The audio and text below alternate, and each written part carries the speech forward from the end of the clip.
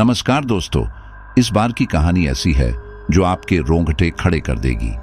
यह एक ऐसे मुर्दा घर की कहानी है जिसके अंदर अजीब घटनाएं होती हैं। रात के अंधेरे में वहां कुछ ऐसा घटता है जिसे सुनकर आपकी रूह कांप उठेगी। लेकिन सबसे डरावनी बात यह नहीं है कि वहां मुर्दे रखे जाते हैं, बल्कि वो अनजान घटनाएं, वो अदृश्य साए और एक ऐसा सच जिसे जानकर इंसान पागल भी हो सकता है। क्या यह सिर्फ एक मनगढ़ंत कहानी है या फिर इस मुर्दा घर में कुछ ऐसा छुपा है जिसे दुनिया से छुपाया जा रहा है? यह जानने के लिए इस कहानी को अंत तक सुनें और महसूस करें उस डर को जो अंधेरे में सांसें लेता है। अगर आपको कहानी पसंद आती है तो प्लीज चैनल को सब्सक्राइब करें और हमारे वीडियो को लाइक करें। तो कहानी शुरू होती है। अरुणाचल प्रदेश के एक शहर से दूर एक वीरान इलाके में स्थित था वो पुराना मुर्दा घर। लोग वहां जाने से कतराते थे, खासकर रात के समय। चारों ओर बसी वीरानी में बस रात के अंधेरे में बहती ठंडी हवा और दूर कहीं सुनाई देने वाली उल्लू की आवाज वहां की डरावनी सच्चाई को और गहराई से महसूस कराती थी। अभय एक मेडिकल छात्र था जिसे अपनी पढ़ाई के लिए इंटर्नशिप करनी थी। उसे यह सोचकर रोमांच हो रहा था कि उसे इस मुर्दा घर में काम करने का मौका मिला है, लेकिन जब पहली रात वहां गुजारनी पड़ी तो उसकी हंसी गायब हो गई। रात के 2 बजे जब वो शवगृह में अकेला था, तभी उसे ऐसा महसूस हुआ कि कोई उसे देख रहा है। ठंडी हवा का झोंका आया, लेकिन खिड़कियां बंद थीं। टेबल पर रखे शवों में कोई हरकत नहीं थी, लेकिन उस माहौल में एक अजीब सी घुटन थी। अचानक उसने देखा कि एक स्ट्रेचर अपने आप हिल रहा था। पहले उसने सोचा कि यह उसका भ्रम होगा, लेकिन जैसे ही वो नजदीक गया, स्ट्रेचर पर रखा सफेद कपड़ा धीरे धीरे नीचे गिरने लगा। उसकी सांसें थम गईं। दिल की धड़कन इतनी तेज थी कि वो अपने कानों में सुन सकता था। उसने कपड़ा हटाने की हिम्मत जुटाई, लेकिन जैसे ही उसने हाथ बढ़ाया, कमरे की लाइट अचानक झपकने लगी। अचानक पीछे से किसी ने उसके कंधे पर हाथ रखा। वह कांप उठा और झटके से पीछे मुड़ा, पर वहां कोई नहीं था। उसकी सांसें तेज हो गईं। वह घबराकर पीछे हटा। तभी उसकी नजर कोने में खड़ी एक परछाई पर पड़ी। वह एक औरत की आकृति थी जो बस खड़ी थी, बिना हिले डुले। उसकी आंखें अंधेरे में चमक रही थीं। अभय को समझ नहीं आ रहा था कि यह क्या हो रहा है। उसने हिम्मत जुटाकर पूछा, कौन हो तुम? उस आकृति ने धीरे से कहा, तुमने यहां कदम क्यों रखा? अभय के पूरे शरीर में सिरहन दौड़ गई। आवाज इतनी ठंडी और खौफनाक थी कि उसकी रीढ़ में झुरझुरी दौड़ गई। उसने हिम्मत करके लाइट ऑन करने के लिए स्विच दबाया, लेकिन रोशनी आते ही वहां कुछ नहीं था। वह यह सोच ही रहा था कि क्या उसने सच में कुछ देखा था या यह उसका भ्रम था। तभी शवगृह का दरवाजा अचानक खुद ब खुद बंद हो गया। वह दौड़कर दरवाजे की ओर भागा, लेकिन दरवाजा अंदर से लॉक हो चुका था। तभी उसे कानों में किसी की सिसकियों की आवाज सुनाई दी। आवाज हल्की थी पर दर्दनाक। यह किसी महिला की थी जो धीरे धीरे रो रही थी। वह आवाज बढ़ती जा रही थी और फिर अचानक एक चीख में बदल गई। इतनी तेज और भयानक चीख कि अभय के पैरों तले जमीन खिसक गई। उसके सामने स्ट्रेचर पर रखा शव अचानक कांपने लगा और फिर धीरे धीरे उठने लगा। अभय ने अपनी आंखों से जो देखा वह उसकी समझ से बाहर था। शव अब बैठ चुका था और वह औरत जिसकी आवाज उसने सुनी थी अब उसके ठीक सामने खड़ी थी। उसके चेहरे पर घाव थे। उसकी आंखें अजीब तरीके से सफेद थीं और उसके होंठ हिल रहे थे, लेकिन आवाज नहीं आ रही थी। अभय ने डर के मारे अपनी आंखें बंद कर ली। उसे लगा कि अब उसका अंत आ चुका है, लेकिन तभी अभय की सांसें तेज हो गई थीं। उसके पैरों ने जैसे जमीन छोड़ दी थी। पूरी दुनिया घूमती सी महसूस हो रही थी। उस औरत का सफेद चेहरा, उसकी स्थिर आंखें और हिलते होंठ, लेकिन कोई आवाज नहीं। यह सब इतना डरावना था कि वह चाहकर भी हिल नहीं पा रहा था। अचानक हवा में एक अजीब सी गंध फैलने लगी, सड़ी हुई लाश की गंध। अभय को महसूस हुआ कि उसके शरीर में एक अजीब सा भार बढ़ रहा है, जैसे कोई अदृश्य शक्ति उसे जकड़ रही हो। वह चीखना चाहता था, लेकिन आवाज गले में अटक गई और फिर वह औरत धीरे धीरे आगे बढ़ने लगी। उसकी चाल सामान्य इंसानों जैसी नहीं थी, बल्कि झटकों में चल रही थी, जैसे कोई मरा हुआ शरीर अचानक दोबारा हिलने लगा हो। अभय ने खुद को छुड़ाने की कोशिश की, लेकिन उसके शरीर ने जैसे जवाब दे दिया था। वह औरत अब उसके बिल्कुल सामने थी। उसकी आंखों से खून जैसा कुछ टपक रहा था। उसने अपना सिर अभय के कान के पास लाकर धीरे से फुसफुसाया, यह जगह तुम्हारे लिए नहीं है, जाओ यहां से, वरना तुम्हारा भी वही हाल होगा जो। अचानक शवगृह की सभी लाइटें बंद हो गईं। चारों ओर गहरा अंधेरा छा गया। बस ठंडी हवा की सरसराहट और हल्की हल्की सांसों की आवाज आ रही थी। अभय ने अपने दिल की धड़कन को महसूस किया, जो इतनी तेज थी कि उसे लगा कि वह कभी भी बेहोश हो सकता है। तभी दरवाजे के दूसरी ओर किसी ने जोर से खटखटाया और बोला, अभय, दरवाजा खोलो। यह उसकी दोस्त नेहा की आवाज थी, जो उसके साथ इंटर्नशिप कर रही थी। अभय ने जैसे ही आवाज सुनी, उसकी चेतना लौटी। उसने हिम्मत जुटाकर दौड़ लगाई और दरवाजे की ओर भागा। लेकिन जैसे ही उसने दरवाजा खोलने की कोशिश की, किसी ने पीछे से उसके गले को पकड़ लिया। उसने पूरी ताकत से अपने हाथ झटके और किसी तरह खुद को छुड़ाया। दरवाजा खोलते ही वह धड़ाम से बाहर गिरा। नेहा ने उसे सहारा दिया। तभी नेहा ने घबराकर पूछा, क्या हुआ? तुम्हारा चेहरा इतना सफेद क्यों हो गया है? अभय ने कांपती आवाज में कहा, यहां से चलो, अभी हमें यहां एक पल भी नहीं रुकना चाहिए। लेकिन तभी शवगृह के अंदर से हल्की हल्की सिसकियों की आवाज आने लगी। नेहा ने डरकर दरवाजे के अंदर झांका, लेकिन अंदर कुछ नहीं था। अचानक रोशनी वापस आ गई। शवगृह फिर से सामान्य लग रहा था। स्ट्रेचर अपनी जगह पर थे और शव वहीं रखे हुए थे, जैसे कुछ हुआ ही न हो। अभय ने नेहा की ओर देखा। उसकी आंखों में सवाल थे। यहां कुछ है नेहा, कुछ ऐसा जो हमें यहां नहीं रहने देना चाहता। नेहा ने उसकी बात को गंभीरता से लिया और कहा, हमें इस जगह के बारे में पता करना होगा। यह कोई मामूली घटना नहीं है। और तब से उन्होंने उस मुर्दा घर का रहस्य जानने का फैसला किया। लेकिन उन्हें नहीं पता था कि यह फैसला उनकी जिंदगी का सबसे भयानक फैसला बनने वाला है। अगली रात अभय और नेहा ने तय किया कि वे इस रहस्य की गहराई में उतरेंगे। वे अस्पताल के पुराने रिकॉर्ड्स देखने गए, यह जानने के लिए कि क्या इस मुर्दा घर में पहले कभी कोई अजीब घटना घटी थी। लेकिन जब उन्होंने पुरानी फाइलें खंगाली तो एक चौंकाने वाला सच सामने आया। इस मुर्दा घर में कुछ साल पहले एक दिल दहला देने वाली घटना घटी थी। रजिस्टर में एक नाम बार बार आ रहा था, माया। नेहा ने फाइल खोलकर पढ़ना शुरू किया। माया नाम की एक लड़की, जिसकी उम्र 24 साल थी, यहां अस्पताल में भर्ती हुई थी। बताया गया कि उसने आत्महत्या कर ली थी। लेकिन जब डॉक्टरों ने शव की जांच की तो पता चला कि मौत से पहले उसके साथ कुछ भयानक हुआ था। उसके शरीर पर अत्याचार के निशान थे, उसकी हड्डियां टूटी हुई थीं और सबसे अजीब बात यह थी कि उसकी आंखें हमेशा के लिए खुली रह गई थीं, मानो मरते मरते भी उसने कुछ भयानक देखा हो। अभय और नेहा की रीढ़ में झुरझुरी दौड़ गई। अभय ने फाइल को और ध्यान से पढ़ा। माया की मौत के बाद कई अजीब घटनाएं होने लगीं। शवगृह में काम करने वाले कर्मचारियों ने बताया कि रात के समय उन्हें किसी के रोने की आवाज सुनाई देती थी। कभी कभी स्ट्रेचर खुद ब खुद हिलने लगते और सबसे डरावनी बात, माया का शव जब तक यहां रहा, उसकी आंखें बंद करने की लाख कोशिशें की गईं, लेकिन वे फिर भी खुली की खुली रह जाती थीं। नेहा ने धीरे से कहा, अभय, वो औरत जो हमें कल दिखी थी, कहीं वो माया तो नहीं? अभय ने गहरी सांस ली। अगर वो माया है तो हमें यह पता करना होगा कि उसकी आत्मा अब तक यहां क्यों है। उस रात दोनों ने हिम्मत जुटाई और मुर्दा घर में वापस गए। समय था रात के ठीक 3 बजे, जिसे आमतौर पर 3 बजे माना जाता है, पर डेड ऑवर कहा जाता है, यानी वो समय जब आत्माएं सबसे अधिक सक्रिय होती हैं। जैसे ही वे अंदर गए, ठंडी हवा का एक झोंका आया। अंदर का माहौल बिल्कुल अलग था। शवगृह की टेबलें जहां की तहां थीं, लेकिन इस बार कुछ ज्यादा ही सन्नाटा था।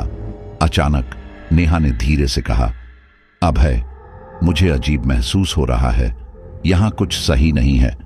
अभी नेहा की बात पूरी भी नहीं हुई थी कि अचानक शवगृह की लाइटें बंद हो गईं। चारों ओर गहरा अंधेरा छा गया और फिर एक दिल दहला देने वाली हंसी गूंज उठी। अभय और नेहा दोनों सिहर गए। हंसी एक लड़की की थी, लेकिन उसमें इतनी पीड़ा थी कि सुनकर रूह कांप जाए। फिर कमरे के एक कोने से एक आवाज आई, तुम लोग यहां क्यों आए हो? अंधेरे में एक परछाई उभरने लगी। माया की सफेद धुंधली आकृति सामने आ रही थी। उसके लंबे उलझे हुए बाल, गहरी काली आंखें और उसकी फटी हुई सफेद साड़ी हवा में लहरा रही थी। अभय ने कांपते हुए कहा, हम जानना चाहते हैं कि तुम्हारे साथ क्या हुआ था माया। हम तुम्हारी मदद करना चाहते हैं। माया की आंखें चमक उठीं। अचानक शवगृह की लोहे की अलमारियां जोर जोर से हिलने लगी। स्ट्रेचर तेजी से आगे पीछे होने लगे। हवा इतनी ठंडी हो गई कि उनकी सांसें जमने लगीं। और फिर माया ने धीरे से कहा, तुम मेरी मदद नहीं कर सकते। मुझे इंसाफ चाहिए, और जब तक मुझे न्याय नहीं मिलेगा मैं यहां से कहीं नहीं जाऊंगी। नेहा ने हिम्मत करके पूछा, किससे बदला लेना है तुम्हें? माया की आंखों में गुस्से की आग भड़क उठी। उसने धीरे से फुसफुसाया, डॉक्टर वर्मा। अभय और नेहा ने एक दूसरे की तरफ देखा। डॉक्टर वर्मा, यह नाम उन्होंने अस्पताल के रिकॉर्ड्स में नहीं देखा था। आखिर माया को इंसाफ क्यों चाहिए था? नेहा ने हिम्मत करके माया से पूछा, डॉक्टर वर्मा ने तुम्हारे साथ क्या किया था? माया की आंखों में गहरा अंधकार उतर आया। उसकी आवाज में दर्द और गुस्सा दोनों थे। उस रात जब मैं अस्पताल में भर्ती थी, मैं जिंदा थी, लेकिन डॉक्टर वर्मा और उनके साथियों ने मुझे मरा हुआ मानकर इस शवगृह में भेज दिया। पर सच यह था कि मैं अभी पूरी तरह मरी नहीं थी। मेरी सांसें बहुत धीमी थीं, लेकिन मैं सब सुन सकती थी, महसूस कर सकती थी। और फिर माया की आवाज कांपने लगी। उन्होंने मेरी निर्जीव देह को अपनी हवस का शिकार बना लिया। अभय और नेहा दोनों सन्न रह गए। उनकी सांसें थम गईं। माया की आंखों से खून जैसा लाल पानी टपकने लगा। मैं दर्द में थी। मैं चीखना चाहती थी, लेकिन मेरा शरीर हिल नहीं रहा था। मेरा दम घुटने लगा। मुझे लगा कि अब मैं नहीं बचूंगी। और फिर मैंने अपनी आत्मा को शरीर से निकलते हुए महसूस किया, पर मैं मरकर भी चैन से नहीं सो पाई। अचानक शवगृह में ठंड और बढ़ गई। कोने में रखी हुई अलमारियां खुद ब खुद खुल गईं। स्ट्रेचर पर रखी लाशें हिलने लगीं। माया अब हवा में ऊपर उठने लगी थी। मुझे न्याय चाहिए। डॉक्टर वर्मा को सजा दिलवाओ, वरना मैं हर उस इंसान को मार दूंगी जो इस शवगृह में आएगा। अभय और नेहा को महसूस हुआ कि माया की आत्मा सिर्फ दर्द में नहीं थी, वह अब बदले की आग में जल रही थी। नेहा ने तेजी से कहा, माया, हम तुम्हारी मदद करेंगे। हमें बस ये बताओ कि डॉक्टर वर्मा अब कहां हैं? माया कुछ देर के लिए चुप हो गई। फिर उसने धीरे से कहा, डॉक्टर वर्मा अब इस अस्पताल में नहीं हैं, लेकिन वो जिंदा हैं और वो तुम्हारे ही शहर में हैं। अचानक शवगृह की लाइट्स फिर से जल उठीं। माया की आत्मा धुंध में बदलकर गायब हो गई। अभय और नेहा ने एक दूसरे की तरफ देखा। अब उनके सामने एक नया रहस्य था। डॉक्टर वर्मा कौन था और वह अब कहां छुपा था? लेकिन उन्हें नहीं पता था कि इस सच को उजागर करने की कीमत बहुत भारी पड़ने वाली थी। अभय और नेहा अस्पताल से बाहर निकले तो रात और भी ज्यादा डरावनी लग रही थी। हल्की हल्की हवा चल रही थी और सड़कें सुनसान थीं। दोनों के मन में एक ही सवाल गूंज रहा था, डॉक्टर वर्मा कहां हैं? अगली सुबह अभय ने अस्पताल के पुराने स्टाफ की जानकारी निकालनी शुरू की। कई नाम सामने आए, लेकिन डॉक्टर वर्मा का कोई रिकॉर्ड नहीं मिला। नेहा बोली, ऐसा कैसे हो सकता है? अगर वो इस अस्पताल में था तो उसकी जानकारी होनी चाहिए। अभय ने इंटरनेट पर सर्च करना शुरू किया और कई घंटे की मेहनत के बाद एक चौंकाने वाली जानकारी मिली। डॉक्टर अरविंद वर्मा ने इस अस्पताल में 7 साल पहले काम किया था, लेकिन फिर अचानक नौकरी छोड़ दी। नेहा ने हैरानी से पूछा, लेकिन वो गया कहां? अभय ने गहरी सांस ली। शायद हमें उसके घर जाना चाहिए। डॉक्टर वर्मा का घर एक डरावना ठिकाना। डॉक्टर वर्मा का पता ढूंढना आसान नहीं था, लेकिन काफी खोजबीन के बाद पता चला कि वह अब शहर के पुराने हिस्से में रहता है, जहां बहुत कम लोग जाते हैं। शाम के समय दोनों डॉक्टर वर्मा के घर पहुंचे। घर बड़ा था, लेकिन टूटा फूटा और वीरान। ऐसा लग रहा था जैसे वहां सालों से कोई नहीं रहता हो। नेहा ने दरवाजे पर दस्तक दी। कोई जवाब नहीं आया। अभय ने भी दरवाजा खटखटाया, लेकिन अंदर से कोई हलचल नहीं हुई। तभी दरवाजा खुद ब खुद चरमराते हुए खुल गया। दोनों ने एक दूसरे को देखा और अंदर चले गए। अंदर अजीब सा सन्नाटा था। मकड़ी के जाले हर जगह फैले हुए थे और एक अजीब सी गंध आ रही थी, जैसे कोई चीज सड़ रही हो। नेहा फुसफुसाई, मुझे अच्छा नहीं लग रहा अभय, यहां कुछ बहुत गलत है। अचानक ऊपर की मंजिल से किसी के चलने की आवाज आई। अभय ने मोबाइल की टॉर्च ऑन की और सीढ़ियों की तरफ बढ़ा। नेहा उसके पीछे थी। ऊपर एक लंबा गलियारा था और उसके अंत में एक कमरा जिसका दरवाजा आधा खुला था। अभय और नेहा ने धीरे धीरे दरवाजे को और खोला और जो उन्होंने देखा उसे देखकर उनके होश उड़ गए। कमरे में बैठा था डॉक्टर वर्मा, लेकिन वो जिंदा नहीं था। वह एक कुर्सी पर बैठा हुआ था, लेकिन उसका शरीर पूरी तरह सूख चुका था। उसकी आंखें बाहर निकली हुई थी और चेहरे पर एक अजीब सा डर था, जैसे मरने से पहले उसने कुछ बहुत खौफनाक देखा हो। कमरे की दीवारों पर खून से कुछ लिखा हुआ था। मैंने उसे मार दिया, लेकिन अब वो मुझे लेने आ रही है। वो मुझे नहीं छोड़ेगी। नेहा ने कांपते हुए कहा, अभय, ये सब क्या है? अचानक कमरे में ठंडी हवा चलने लगी और फिर दरवाजा जोर से बंद हो गया। अंधेरे में माया की हंसी गूंज उठी। तुम लोग समझे नहीं, बदला पूरा नहीं हुआ, अब एक और मौत होगी। कमरा अचानक झूमने लगा, खिड़कियां अपने आप खुलने लगीं और तभी डॉक्टर वर्मा की मरी हुई लाश हिलने लगी। अभय और नेहा बुरी तरह डर चुके थे। डॉक्टर वर्मा की लाश अचानक झटके से हिलने लगी। उसकी खाली फटी हुई आंखें उनकी तरफ घूर रही थीं, जैसे उनमें अभी भी कुछ बचा हो। अभय ने कहा, ये हो क्या रहा है? नेहा ने कांपते हुए कहा। अभय ने पीछे हटने की कोशिश की, लेकिन तभी कमरे में जोरदार झटका लगा और चारों ओर रखी चीजें खुद ब खुद गिरने लगीं। हवा इतनी ठंडी हो गई थी कि सांस लेना मुश्किल हो रहा था। तभी डॉक्टर वर्मा की मरी हुई लाश ने अचानक अपनी गर्दन घुमाई और अपनी सूखी काली पड़ी उंगलियों से अपनी छाती की ओर इशारा किया। अभय ने हिम्मत जुटाकर गौर से देखा। डॉक्टर वर्मा की कमीज के अंदर कुछ था, कोई कागज। नेहा ने कांपते हाथों से वह कागज निकाला। कागज बहुत पुराना था, लेकिन उस पर एक अजीब सा संदेश लिखा था। अगर तुम यह पढ़ रहे हो तो समझो मैं मर चुका हूं, पर यह मौत सिर्फ एक शुरुआत है। माया को न्याय नहीं मिला तो यह सिलसिला कभी नहीं रुकेगा। मैं भी उसका शिकार बन चुका हूं। अब तुम सावधान रहो, अगला नंबर तुम्हारा हो सकता है। तभी हवा में माया की हंसी गूंज उठी। मैंने कहा था ना, बदला अभी पूरा नहीं हुआ। अचानक कमरे में एक धुंधली परछाई बनने लगी। धीरे धीरे वह आकार लेने लगी। वह माया थी, लेकिन इस बार उसका चेहरा और भी डरावना था। उसकी आंखों में आग जल रही थी और उसके हाथों से काले धुएं की लपटें उठ रही थीं। तुमने मेरी मदद करने का वादा किया था, लेकिन अब बहुत देर हो चुकी है, माया की आवाज गूंजी। अचानक डॉक्टर वर्मा की लाश जोर से उछली और दीवार से जा टकराई। उसकी हड्डियों के टूटने की आवाज आई और उसका शरीर बेजान होकर जमीन पर गिर पड़ा। नेहा चिल्लाई, माया रुको, हमें बताओ कि तुम्हें और क्या चाहिए। माया की आंखों में गहरा अंधकार था। उस रात सिर्फ डॉक्टर वर्मा ही नहीं था, और भी लोग थे। मुझे उनसे भी बदला लेना है और तुम दोनों मेरी मदद करोगे। अभय और नेहा ने एक दूसरे की ओर देखा। यह खेल अब सिर्फ डॉक्टर वर्मा तक सीमित नहीं था।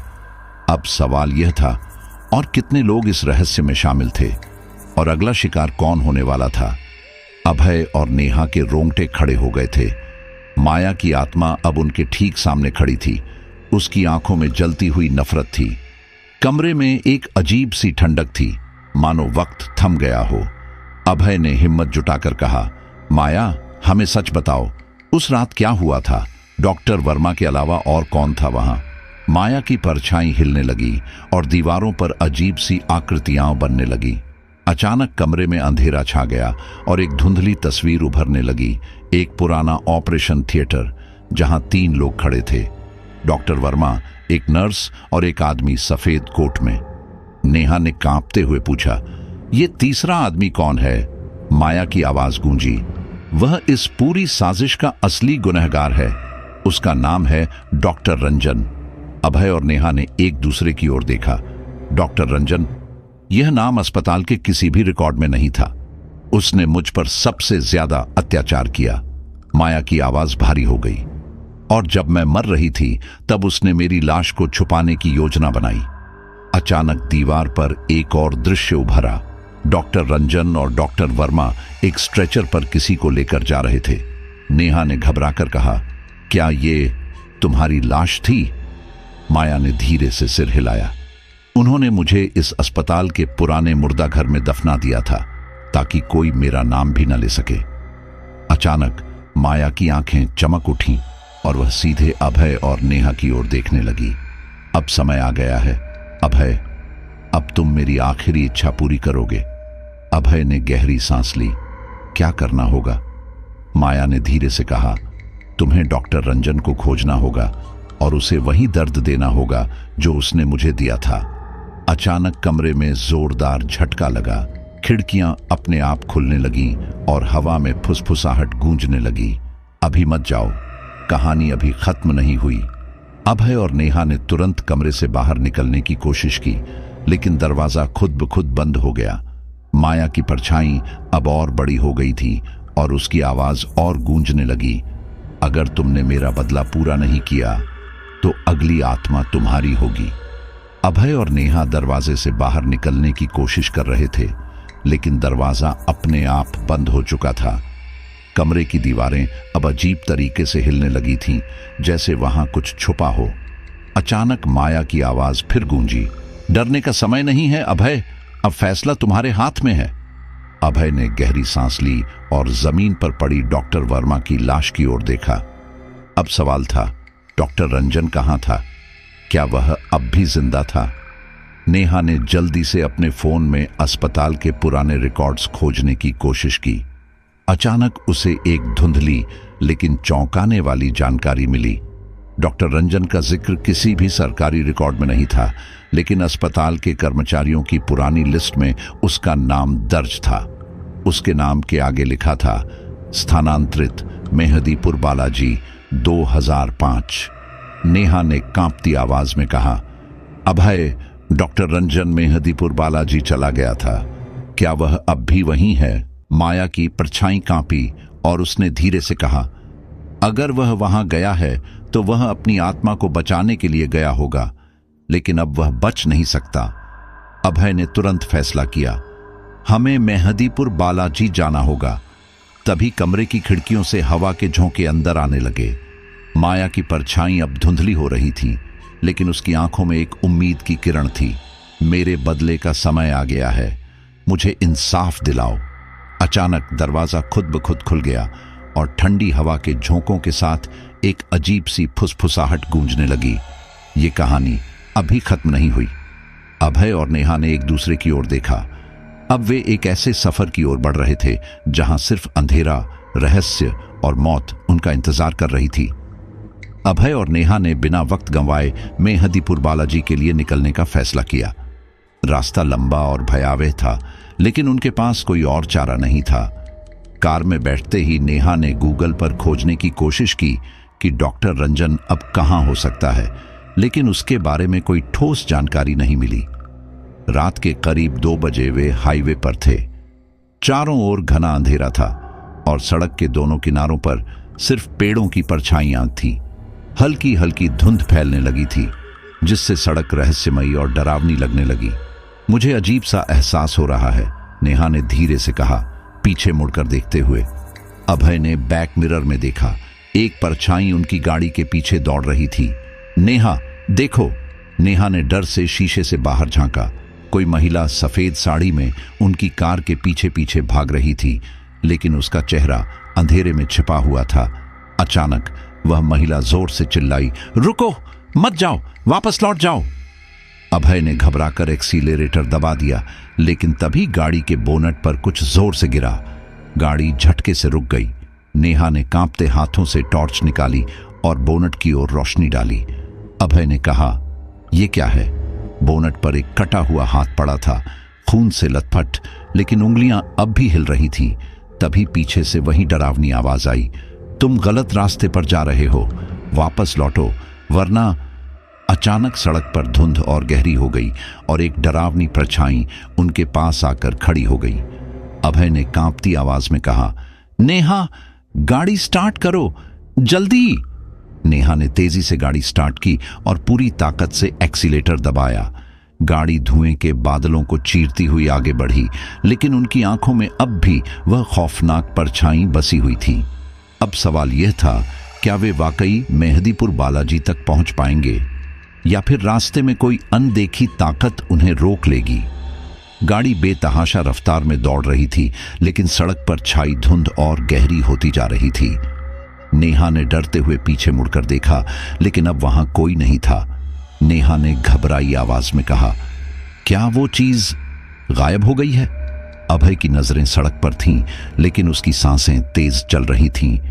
मुझे नहीं पता, लेकिन हमें रुकना नहीं चाहिए। जब तक हम मेहदीपुर बालाजी नहीं पहुंच जाते, खतरा टला नहीं है। रात के करीब 3 बजे वे एक सुनसान इलाके में पहुंचे, जहां सड़क के किनारे एक पुराना ढाबा दिखा। वहां एक बुझता हुआ लैंप टिमटिमा रहा था और अंदर बैठा एक बूढ़ा आदमी उन्हें घूर रहा था। अभय ने गाड़ी धीमी की और नेहा से पूछा, हमें यहां रुकना चाहिए, पता कर सकते हैं कि आगे रास्ता कैसा है? नेहा सहमति में सिर हिलाते हुए बोली, हाँ, लेकिन जल्दी करो, मुझे यहां अजीब लग रहा है। अभय और नेहा ढाबे के अंदर गए। बूढ़ा आदमी बिना कुछ कहे उन्हें घूरता रहा, फिर फुसफुसाते हुए बोला, तुम लोग कहां जा रहे हो? अभय ने सीधा जवाब दिया, मेहदीपुर बालाजी। बूढ़ा आदमी सुनते ही कांपने लगा। वहां मत जाओ बच्चे, वहां सिर्फ वही लोग जाते हैं जिन्हें अपनी जान की परवाह नहीं होती। नेहा ने घबराकर पूछा, क्यों, वहां ऐसा क्या है? बूढ़े आदमी ने इधर उधर देखा, मानो कोई उसे सुन रहा हो। फिर धीमी आवाज में बोला, वहां एक आदमी छुपा है, सालों से, लेकिन वो अब इंसान नहीं रहा। अभय और नेहा ने एक दूसरे की ओर देखा। क्या तुम डॉक्टर रंजन की बात कर रहे हो? बूढ़े आदमी के चेहरे का रंग उड़ गया। उसने कांपते हुए अपने माथे पर हाथ रखा और बोला, अगर तुम उसका नाम जानते हो तो बहुत देर हो चुकी है, अब वो तुम्हें भी ढूंढ लेगा। तभी ढाबे की खिड़कियों के बाहर एक परछाई दिखी। नेहा की सांसें अटक गईं। अभय, कोई हमें देख रहा है? अचानक दरवाजे पर जोर से दस्तक हुई। ठक ठक ठक। बूढ़ा आदमी तेजी से उठा और धीरे से फुसफुसाया, अब सिर्फ भागो, वरना तुम लोग भी कभी वापस नहीं आओगे। अभय और नेहा की धड़कनें तेज हो गईं। दरवाजे पर दस्तक लगातार बढ़ती जा रही थी। बूढ़ा आदमी कांपते हुए कोने में चला गया और अपनी आंखें बंद कर लीं, जैसे उसने पहले भी इस डरावने मंजर का सामना किया हो। क्या किया जाए अभय? नेहा की आवाज डर से कांप रही थी। अभय ने धीरे से खिड़की के पीछे से झांका। बाहर कुछ भी नहीं था, लेकिन हवा में एक अजीब सा कंपन था, जैसे वहां कोई अदृश्य ताकत मौजूद हो। अचानक दरवाजे की कुंडी खुद ब खुद हिलने लगी। अब बहुत देर हो चुकी है, बूढ़े आदमी ने कांपती आवाज में कहा। अभय ने नेहा का हाथ पकड़ा, हमें यहां से निकलना होगा। जैसे ही वे दरवाजे की ओर बढ़े, अचानक ढाबे की बत्तियां झपकने लगी। खिड़कियों के बाहर गहरी काली परछाइयां दिखने लगी। वे स्थिर नहीं थीं, वे हिल रही थीं, जैसे उनकी ओर बढ़ रही हों। रुको, बूढ़ा आदमी घबराकर बोला, तुम्हें एक मंत्र बोलना होगा, वरना वो तुम्हारे पीछे आ जाएंगी। कौन कौन हमारे पीछे आएगा? नेहा ने चीखते हुए पूछा। बूढ़े आदमी ने कांपते होठों से जवाब दिया, वे जो इस धरती पर नहीं रहना चाहते थे, लेकिन उन्हें जबरदस्ती बांध दिया गया। अचानक दरवाजे की कुंडी जोर से घूमी और दरवाजा धड़ाम से खुल गया। ठंडी हवा का एक तेज झोंका अंदर आया और उसके साथ ही एक कटा हुआ सिर जमीन पर लुढ़क गया। नेहा की चीख निकल गई। सिर लुढ़क कर रुका और उसकी आंखें अब भी खुली थीं। वे सीधा नेहा की ओर घूर रही थीं। अचानक सिर के होंठ हिले और एक फुसफुसाहट गूंजी, तुम्हें रंजन के पास जाना ही होगा। लेकिन अब वो इंसान नहीं रहा। अभय ने नेहा का हाथ खींचा और दोनों तेजी से ढाबे से बाहर निकले। बाहर घना कोहरा छा गया था। कार तक पहुंचते ही उन्होंने देखा गाड़ी की सभी खिड़कियां खून से लाल हो चुकी थीं। तभी कोहरे के बीच एक परछाई उभरी, लंबी, काली और अंधेरे से भी गहरी। परछाई ने धीरे धीरे सिर उठाया और उसकी लाल चमकती आंखें अंधेरे में जल उठीं। गहरी भयावह आवाज गूंजी, तुम्हें बचने नहीं दूंगा। नेहा ने कांपते हुए फुसफुसाया। अभय, अब क्या करें? अभय ने गाड़ी स्टार्ट करने की कोशिश की, लेकिन इंजन ने अजीब सी आवाज की और बंद हो गया। लेकिन अब बहुत देर हो चुकी थी। अभय ने बार बार गाड़ी स्टार्ट करने की कोशिश की, लेकिन इंजन जैसे किसी अदृश्य ताकत ने जकड़ रखा था। नेहा पीछे मुड़कर देखना नहीं चाहती थी, लेकिन एक अजीब एहसास उसके भीतर फैलने लगा। कोई बहुत पास खड़ा था। तभी एक ठंडी सांस नेहा की गर्दन के पास महसूस हुई। उसके रोंगटे खड़े हो गए। धीरे धीरे उसने सिर घुमाया और देखा, वही लंबी परछाई अब कार के शीशे पर अपने नुकीले नाखून घसीट रही थी, जिससे चीखने जैसी आवाजें आ रही थीं। अभय ने घबराकर सीट बेल्ट खोली और चिल्लाया, नेहा, बाहर निकलो। दोनों जैसे ही गाड़ी से बाहर निकले, परछाई ने हवा में आकार बदला और एक डरावने चेहरे में बदल गई। वो रंजन था। उसकी आंखें अब भी जल रही थीं, लेकिन अब वो पूरी तरह इंसान नहीं था। उसकी आवाज गूंजी, तुम लोग यहां नहीं बच सकते। जो इस जगह आता है वो यहीं दफन हो जाता है। अचानक ढाबे के बूढ़े आदमी ने तेजी से कुछ मंत्र पढ़े और हवा में राख उड़ा दी। एक तीखी चीख गूंजी और वो परछाई अंधेरे में घुलने लगी। चारों ओर की हवा भारी हो गई और फिर सब कुछ शांत हो गया। बूढ़े आदमी ने गहरी सांस ली और कहा, अब तुम दोनों जा सकते हो, लेकिन याद रखना, इस जगह के राज को कभी मत खोलना, वरना ये परछाई फिर लौट आएगी। अभय और नेहा ने बिना कुछ कहे गाड़ी स्टार्ट की और वहां से निकल गए, लेकिन पीछे मुड़कर देखने पर ढाबा गायब हो चुका था। वहां सिर्फ सुनसान सड़क और धुंध थी, जैसे वहां कभी कुछ था ही नहीं। दोस्तों, अगर आपको कहानी पसंद आई हो तो वीडियो को लाइक करें और हमारे चैनल को सब्सक्राइब करें और इस कहानी को अपने दोस्तों के साथ शेयर जरूर करें। मिलते हैं अगले वीडियो में। धन्यवाद।